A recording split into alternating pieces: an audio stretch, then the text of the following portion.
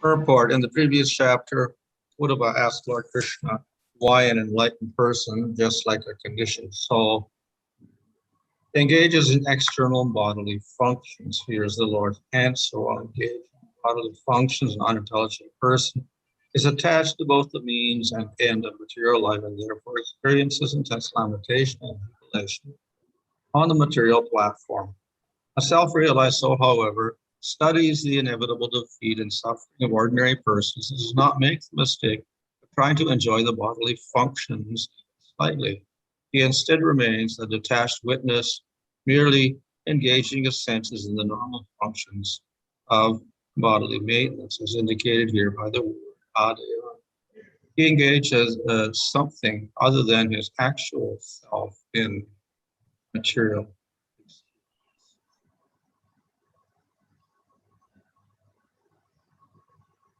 So this verse deals with how a person who is detached from his body acts in this world. இந்த பதமானது தன்னுடைய சரீரத்திலிருந்து பற்றற்ற நிலையில் உள்ள ஒரு நபர் எவ்வாறு இந்த பிரபஞ்சத்தில் நடந்து கொள்கிறார் என்பதை விவரிக்கிறது. So of course, generally, if we carry out the functions of our material body, we end up becoming attached to the body and to the senses. சாதாரணமாக இந்த லௌகிக உலகத்தில் இந்த லௌகிக சரீரத்தை கொண்டு நாம் செயல்படும் பொழுது இந்த சரீரத்திற்கும் அதனுடைய புலன்களுடன் தொடர்பு கொள்ளும் பொருள்களின் மீதும் நாம் பற்றுக்கொள்கின்றோம். So therefore, if a person is spiritually advanced, what does he do with his body? ஆகவே ஆன்மீகத்தில் முன்னேறியுள்ள ஒரு நபர் தன்னுடைய சரீரத்தை கொண்டு என்ன செய்கிறார் என்பது விவரிக்கப்படுகிறது.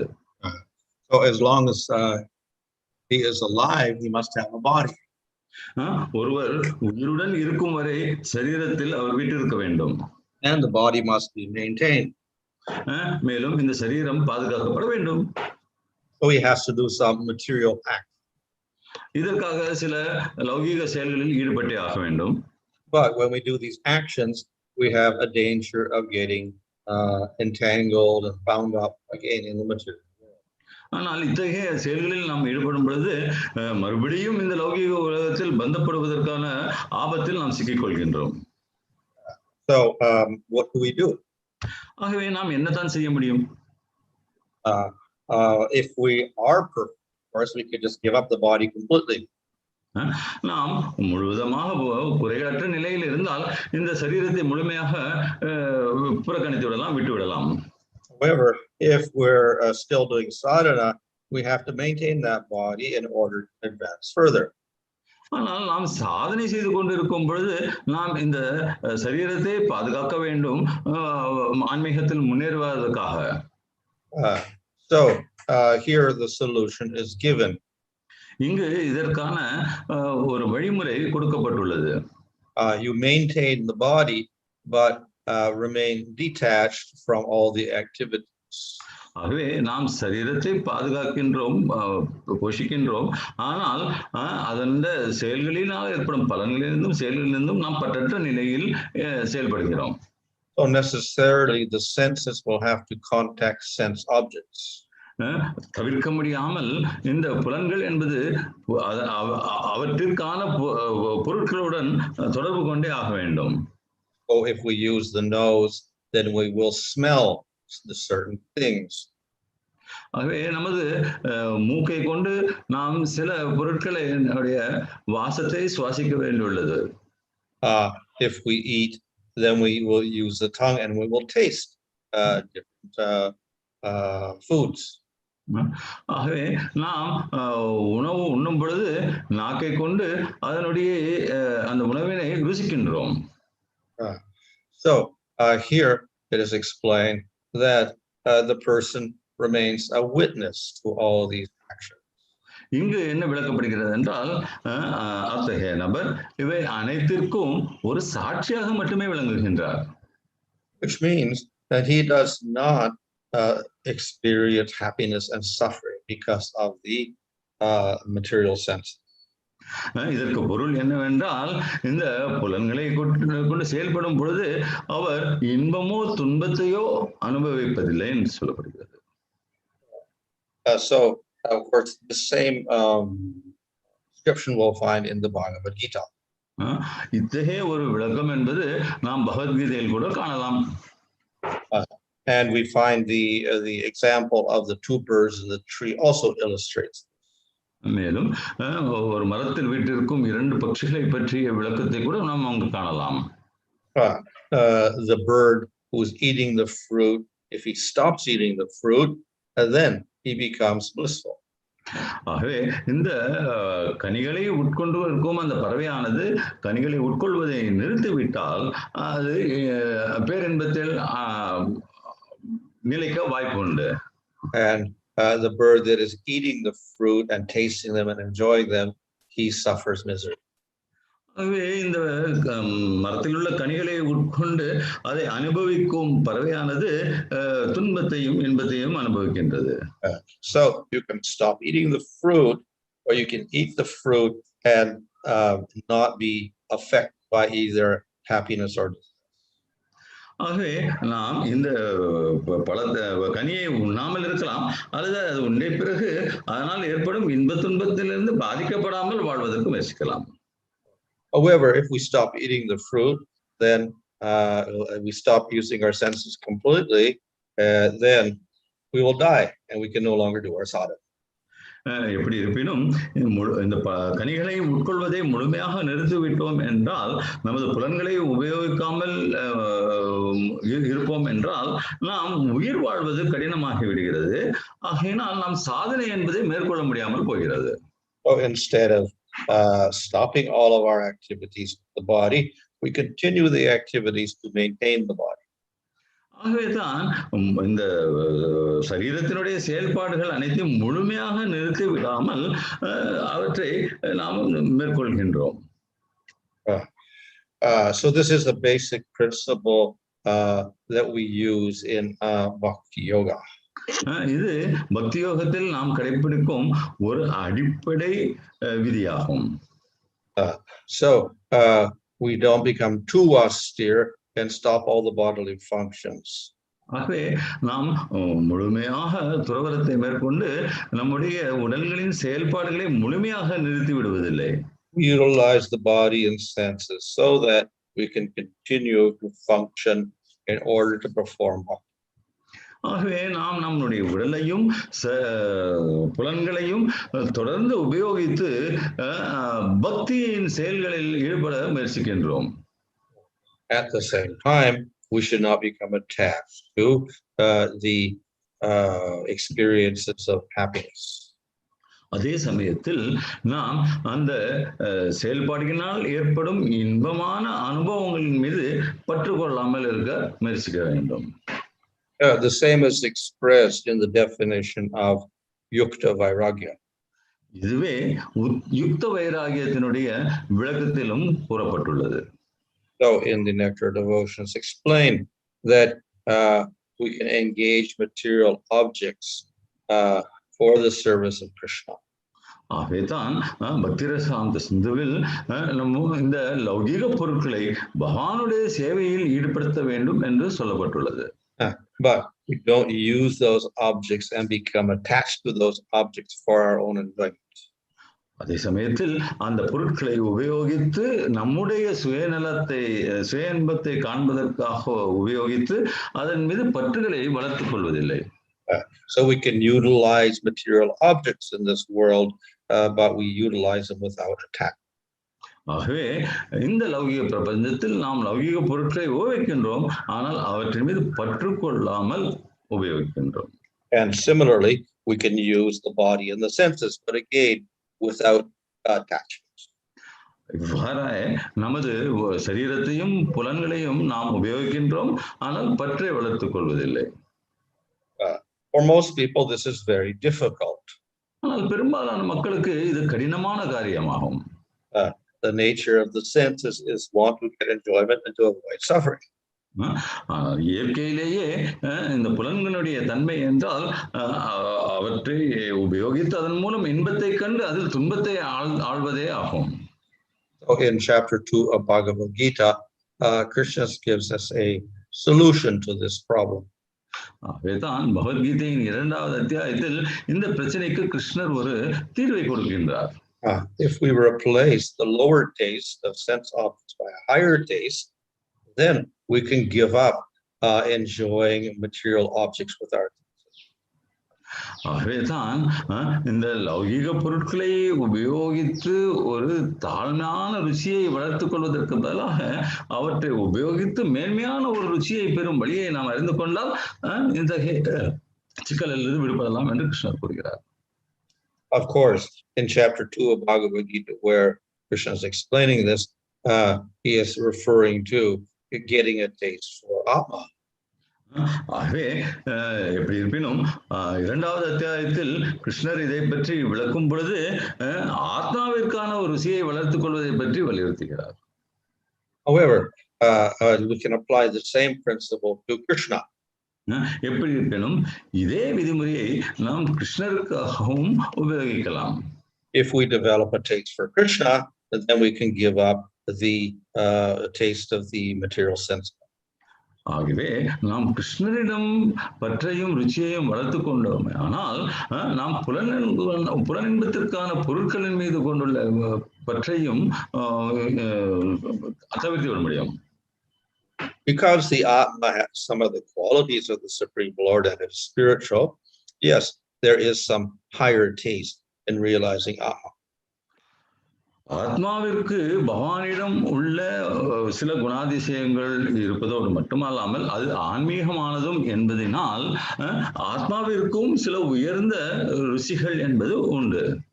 However, Krishna is most attractive. எப்படி இருப்பினும் கிருஷ்ணர் அனைத்தையும் விட மேன்மையான ஈர்ப்பு சக்தியை கொண்டவர். He is most tasty. மேலும் அவரே ருசிமிக்கவர் ஆவார். So therefore, it is easy for us to renounce the material attachments if we can become attached to Krishna. ஆகவே கிருஷ்ணரிடம் பற்றை வளர்த்து கொண்டால் லௌகிக உலகத்தின் மீது பற்றை விடுவதற்கு நம்மளுக்கு எளிமையாகிறது. So the method of renunciation or detachment as described here is best achieved by the process of bhakti. ஆகவே அத்தகைய ஒரு பற்றற்ற நிலையை வளர்த்துக் கொள்வதற்கான வழிமுறை பற்றி இங்கு விளக்கப்படுகிறது. இதை நாம் சிறந்த முறையில் அடைவதற்கு பக்தி யோகத்தை உபயோகிக்கின்றோம். So this verse talks about being completely detached from all the bodily functions. ஆகவே இந்த பதத்தில் நாம் இந்த சரீரத்தினுடைய செயல்களிலிருந்து முழுமையாக விடுபட்ட நிலையை பற்றி விளக்குகிறது. But it does not describe the method. ஆனால் அதை எவ்வாறு அடைய வேண்டும் என்ற வழிமுறை பற்றி இங்கு விளக்கப்படுவதில்லை. So one of the methods, of course, is to practice austerities and sense control. இதற்கான ஒரு வழிமுறை என்னவென்றால் நாம் தவங்களை மேற்கொள்வது நமது புலன்களை கட்டுப்படுத்துவது என்பதாகும். And therefore in jnana and yoga there's an emphasis upon sense control, mind control, etc. ஆகவே தான் ஞான யோகத்திலும் அஷ்டாங்க யோகத்திலும் புலன்களை கட்டுப்படுத்துவதை பற்றியும் மனதை கட்டுப்படுத்துவதை பற்றியும் வலியுறுத்தப்படுகிறது. So it is good to try to control the senses, etc. But as I said, it is rather difficult. ஆகவே இந்த புலன்களையும் மனதையும் கட்டுப்படுத்துவது நல்லதே, ஆனால் நான் ஏற்கனவே கூறியது போன்று இது ஒரு கடினமான காரியம். And of course in chapter 2 itself, Arjuna says it is very difficult to control the senses. அதே 2வது அத்தியாயத்தில் அர்ஜுனன் கூறுகிறான் இந்த புலன்களை கட்டுப்படுத்துவது மிகவும் கடினமான காரியம் என்று சொல்கிறான். And in chapter 12 of Bhagavad Gita, Krishna says this path of jnana is kleshadikar. It is full of suffering. ஆகவே 12வது அத்தியாயத்தில் கிருஷ்ணர் கூட சொல்கிறார் இத்தகைய ஞானத்தை வளர்த்துக் கொள்வது என்பது கிளேஷாதிகார மிகவும் கடினமான ஒரு வழிமுறை என்று. So to achieve this result of a higher taste, But to make it easier, we have the process of ஆகவே இத்தகைய ஒரு மென்மையான ருசியை வளர்த்துக் கொள்ள வேண்டும் என்ற வழிமுறை வலியுறுத்தப்பட்டாலும் அதற்கு ஒரு எளிமையான வழி என்பது பக்தி யோகமாகும். Of course, some people will complain, oh, even bhakti is too difficult. எப்படி இருப்பினும் சில மக்களுக்கு இந்த பக்தி யோகத்தை கடைபிடிப்பதும் கடினமான காரியமே. But we can reply that living in this material world also is difficult. அதே சமயத்தில் நாம் ஒரு மற்றொரு விளக்கத்தை கொடுக்கலாம். இந்த லௌகிக பிரபஞ்சத்தில் வாழ்வது கூட கடினமான விஷயமே. Many people struggle in this world just to survive. இந்த லௌகிக பிரபஞ்சத்தில் உயிருடன் வாழ்வதற்காகவே பல மக்கள் கஷ்டப்படுகிறார்கள். As long as we're in our material body with our material senses and with the mind and intelligence, false ego, we will have to struggle. நாம் எந்த எவ்வளவுக்கு எவ்வளவு இந்த லௌகிக பிரபஞ்சத்தில் நம்மளுடைய லௌகிக சரீரத்துடனும் புலன்களுடனும் மனம் புத்தி அகங்காரம் இவற்றுடன் வாழ்கின்றோமோ அந்த காலம் கட்டம் வரை நாம் துன்பங்களில் ஆழ்ந்து கொண்டே இருக்க வேண்டும், பிரச்சனைகளில் ஆழ்ந்து கொண்டே இருப்போம். Therefore, we ultimately have to carry out some process to try to solve the problems we have in this world. ஆகவே இந்த லௌகிக பிரபஞ்சத்தில் உள்ள பிரச்சனைகளை சமாளிப்பதற்காகவும் கடந்து செல்வதற்காகவும் நாம் சில வழிமுறைகளை பின்பற்றி கடைபிடிக்க வேண்டும். And just working hard in the material world does not solve that problem. ஆனால் இந்த லௌகிக பிரபஞ்சத்தை கடுமையாக உழைப்பதனால் இந்த பிரச்சனையை நாம் தீர்க்க முடியாது. So Bhagavatam is suggesting the other way in which we carry out activities in this world. ஆகவே தான் ஸ்ரீமத் பாகவதம் நாம் இந்த பிரபஞ்சத்தில் வாழ வேண்டிய முறையை பற்றி, இந்த பிரபஞ்சத்தில் நாம் செய்ய வேண்டிய கடமைகளை பற்றி வேறு விதமாக சொல்கிறது. So of course it is advising, but don't wildly engage in your sense activities. ஆகவே இது எது சொல்லப்படுகிறது என்றால் நம்முடைய புலன்களை மனம் போன போக்கில் ஈடுபடுத்தக்கூடாது என்பது. At the same time, it is impossible to give up all the sense activities. அதே சமயத்தில் நம்மளோட புலன்களால் செயல்கள் அனைத்தையும் கைவிட்டு விடுவது என்பதும் முடியாத காரியம். Therefore, one is advised to somehow or other carry out the process of bhakti. ஆகவேதான் ஏதோ ஒரு வழியில் ஒருவர் பக்தி யோகத்தை கடைபிடிக்க வேண்டும் என்பது பரிந்துரைக்கப்படுகிறது. And we don't have to give up all the sense activities. இதன் மூலமாக நாம் அனைத்து விதமான புலன் செயல்பாடுகளையும் கைவிட வேண்டிய அவசியம் இல்லை. So in this way, it is easier in the path of jnana. ஆகவே இந்த ஞானம் மற்றும் யோக முறையை விட ஒரு எளிமையான வழியை நாம் மேற்கொள்ள முடிகிறது. So it may take some time to get the result. இதனுடைய பலன்கள் கிடைப்பதற்கு சில காலம் ஆகலாம். But as I said, even in the material world, most people do have to work to get some. ஏற்கனவே கூறியது போன்று இந்த லௌகிக பிரபஞ்சத்தில் கூட பலனை பெறுவதற்கு பெரும்பாலான மக்கள் கடுமையாக உழைக்க வேண்டியுள்ளது. Therefore, the devotee is also expected to put some effort into his devotional activity. ஆகவே தான் பக்தர்கள் கூட இந்த பக்தி செயல்பாடுகளில் சில முயற்சிகளை மேற்கொள்ள வேண்டும் என்பது எதிர்பார்க்கப்படுகிறது. If a student is admitted to college, very good. ஒரு மாணவன் கல்லூரியில் சேர்க்கப்படுகின்றான் என்றால் நல்லதே. But in order to pass, he will have to put some effort into studying.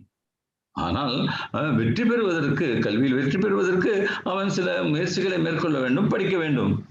So also very good. We start the process of bhakti. ஆகவேதான் நாம் இந்த பக்தி என்ற வழிமுறையை ஆரம்பிப்பது மிகவும் நன்றாகும். So yes, very good. But we also have to do the activities and do them properly.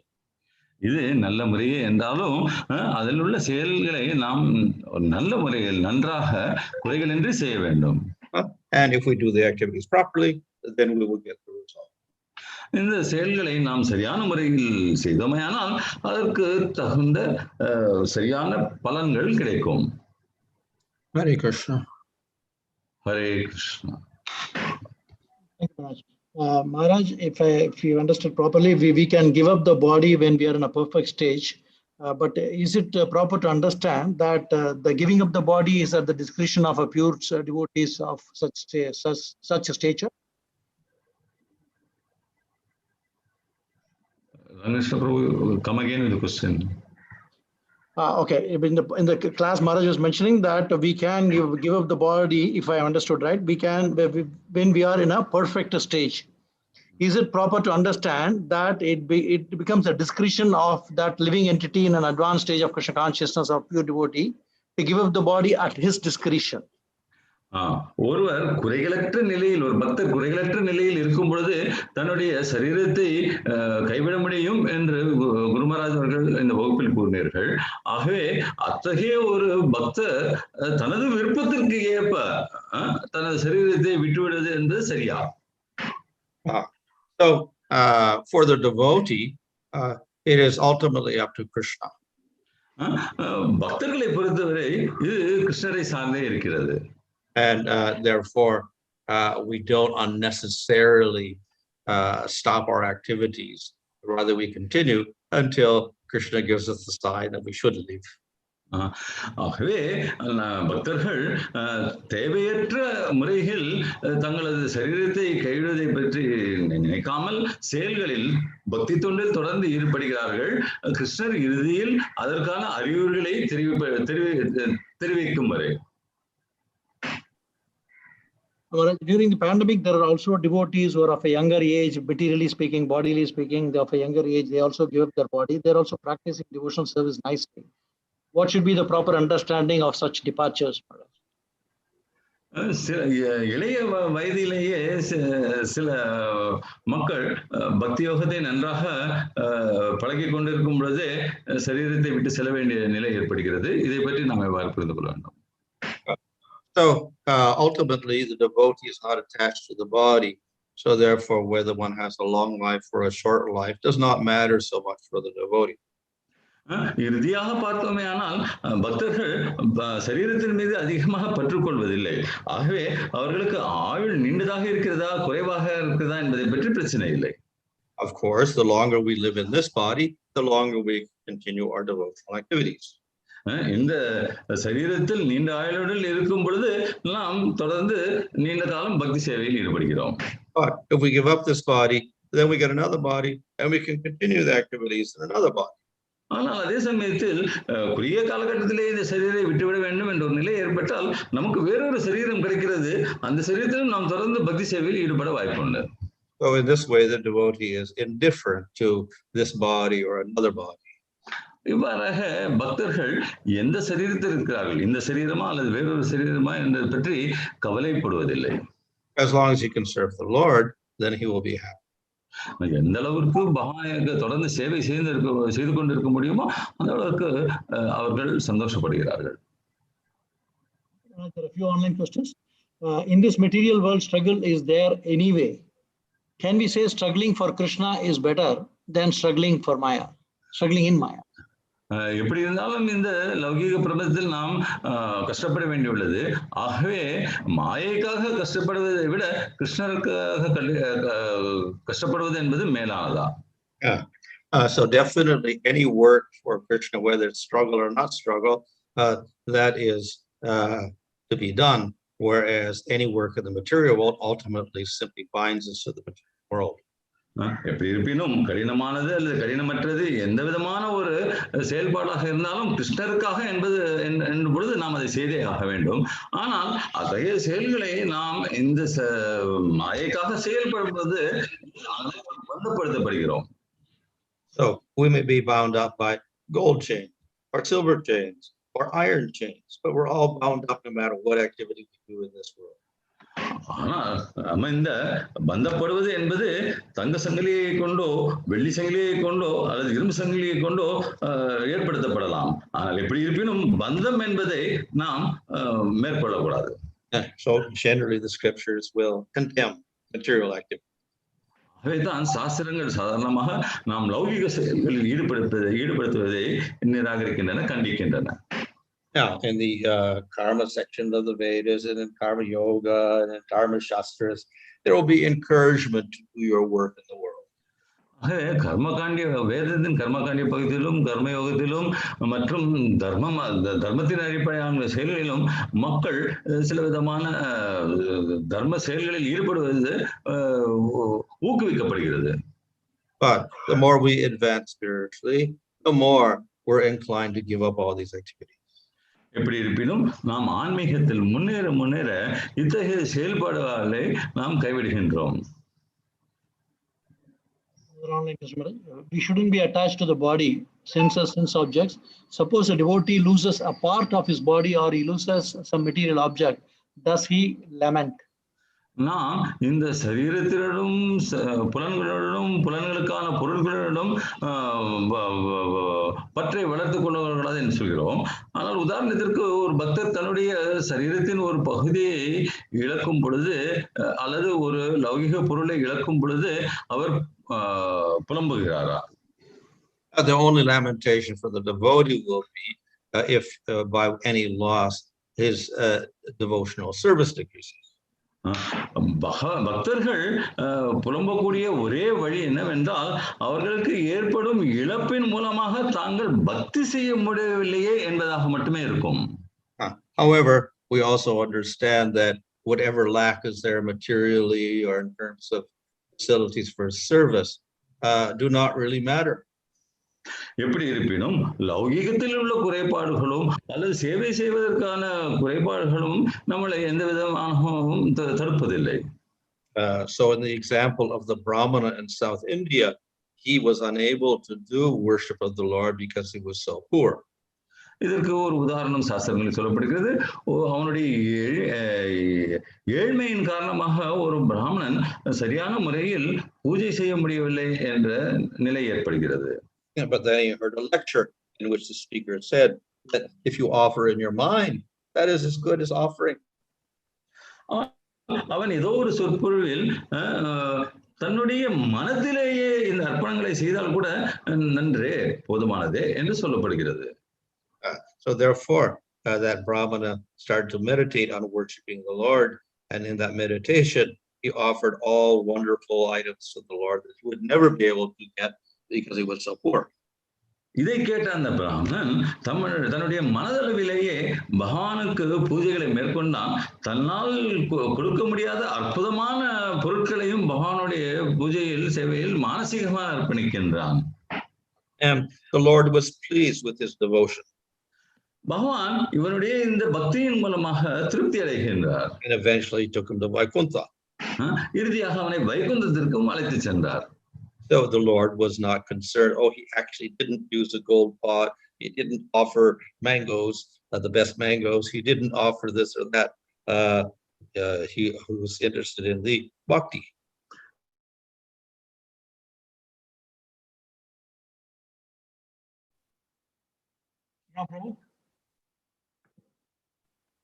பகவான் கருத்தில் எடுத்துக்கொள்ளவில்லை. ஆனால் அந்த பிராமணன் கொண்ட பக்தியை மனதளவில் கொண்டிருந்த பக்தியை மட்டுமே அவர் எடுத்துக்கொண்டார். What's the effect of for a sadhaka who prematurely gives up karmic responsibilities enjoined in scriptures? Who gives up karmic responsibilities enjoined in the scriptures? ஒரு சாதகன் சாஸ்திரங்களில் சொல்லப்பட்டுள்ள கர்மாவினும் தொடர்பு கொண்ட கடமைகளை கைப்படுவதனால் அவனுக்கு ஏற்படும் நிலை என்ன? Well, it depends on his qualification. அது அவனுடைய தகுதியை பொறுத்திருக்கிறது. If he simply gives up his duties without any good reason at all, except it's too difficult for him, then of course that is condemned. This is laziness. எந்த ஒரு சரியான காரணம் இல்லாமல் அத்தகைய செயல்களை செய்வது கடினமான விஷயம் என்பதற்காகவே மட்டுமே அவன் அத்தகைய செயல்களை கைவிடுவான் என்றால் அது தவறு. What is the role of life heirs in the birth, maintenance, and death of a person in this material world? What is the role of life heirs in the birth, maintenance, and death of a person in this material world? Well, the life heirs, if you don't have your life heirs, body won't get maintained. You cannot breathe, you cannot digest, you cannot breathe. இந்த லௌகிக பிரபஞ்சத்தில் வாழ்வதற்கு நமது உடலில் உள்ள பல்வேறு விதமான வாயுகளின் பயன்தான் என்ன என்ற கேள்வி கேட்டதற்கு குரு மகாராஜ் அவர்கள் சொல்லிய பதில் அத்தகைய அந்த பிராண வாயுக்கள் என்பவை இல்லை என்றால் ஒருவர் உயிர் வாழ்வதோ அல்லது செயல்படுவதோ கடினமான விஷயம். They're very important for maintaining the body. தனது ஒரு சரீரத்தை கட்டி காப்பதற்கு இந்த வாயுக்கள் மிகவும் மிகவும் முக்கியமானவை ஆகும். If the pranas get disturbed, then your body gets disturbed and you get sick. இந்த பிராணவாயுகள் நிலை இழக்கும் பொழுது சரீரமானது நோய்வாய்ப்படுகிறது. If they leave the body, then you die. மேலும் அந்த சரியான சமயத்தில் சரீரத்தை விட்டு விலகவும் முடிவதில்லை. So the pranas, like the subtle body, they accompany the soul from one body to another. ஆகவே இந்த பிராணங்களும் சூக்ஷ்ம சரீரங்களை போன்று ஆத்மாவுடன் ஒரு சரீரத்திலிருந்து மற்றொரு சரீரத்திற்கு பயணிக்கின்றன. In continuation of the same question, does the soul travel from one body to another under the supervision of such demigods? இந்த ஆத்மாவானது ஒரு சரீரத்திலிருந்து மற்றொரு சரீரத்துக்கு செல்லும் பொழுது இந்த பிராணங்களுடன் தேவதைகளுடைய மேற்பார்வையில் செயல்படுகிறதா?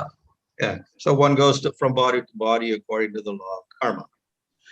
ஒருவர் ஒரு சரீரத்தை விட்டு மற்றொரு சரீரத்துக்கு கர்மாவின் அடிப்படையில் கர்மாவின் விதிமுறைகளின் அடிப்படையில் செல்கின்றார். So to institute the law of karma, of course, we have Yamaraj and others there.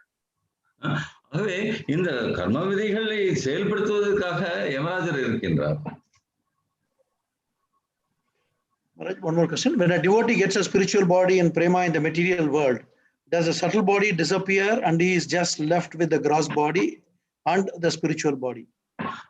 ஒரு பக்தரானவர் இந்த லௌகிக உலகத்தில் இருக்கும் பொழுது பிரேமை என்ற நிலையில் அடைந்தால் அவர் தன்னுடைய சூக்ஷ்ம சரீரத்தை விட்டு ஜட சரீரத்துடன் மட்டும் இந்த ஆன்மீக சரீரத்துடன் வாழ்கின்றாரா?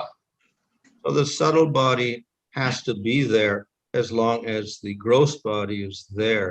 Otherwise, that gross body does not survive. இந்த ஸ்தூல சரீரம் இருக்கும் வரை இந்த சூக்ஷ்ம சரீரம் என்று இருந்தே ஆக வேண்டும். அது இல்லை என்றால் இந்த ஸ்தூல சரீரம் என்பது செயல்பட முடியாது.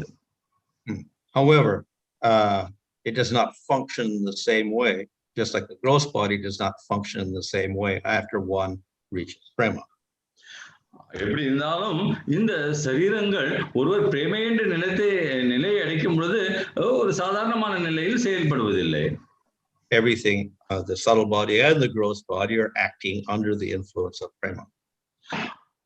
சூக்ஷ்ம சரீரம் மற்றும் ஸ்தூல சரீரம் ஆகிய இரண்டுமே பிரேமையின் கட்டுப்பாட்டில் செயல்படுகின்றன. Thank you so much, Maharaj.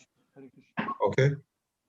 Grantara Srimad Bhagavatam ki jai. His Holiness Bhanu Swami Maharaj ki jai. His Divine Grace A.C. Bhaktivedanta Swami Srila Prabhupada ki jai. Nitai Gaur Pramanande.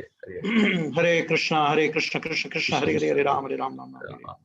Your devotees, just for information, that we have a prayer session for all the COVID-affected devotees between 8 and 9 in the same in the ISKCON Chennai Zoom channel. Please come and participate and pray. Please also share the names of devotees who are affected in your near and dear circle. We are hearing since last night much more. Sorry, Prabhu. Yeah. So we are hearing more and more devotees being affected since last night also. Kindly come and join in the prayer session. And for the well-being of the prayer is the only hope for the devotees. Please come and join the session. And also, every evening we have 7 and 8 and Lord Narsingha's pastimes on the occasion of the upcoming Narsingha Chaturdashi. Please participate. A special session for devotees is a session with one of the founders of Bhaktivedanta Hospital, a doctor, His Grace Dwarkadesh Prabhu, a senior disciple of His Holiness Bhanu Swami Maharaj. He is happy to give us an hour session on Thursday evening. Originally, we were planning at 6 to 7, but due to some appointments, we are having it between 7 and 8, which is on Thursday the 6th. Please, there is a WhatsApp group, Telegram group, where the registration form is shared, please register your names along with your questions so that they can all be collated and forwarded, be checked with Prabhu when he is with us on the session. So don't miss it, because devotees have a lot of questions, clarifications. Kindly take advantage of this session and help all those Bhakti Vichar members in and around your group. Thank you very much. Hare Krishna. Srila Prabhupada ki jai. His Bhanu Swami Maharaj ki jai. Grantra Srimad Bhagavatam ki jai. Gaura Premanand.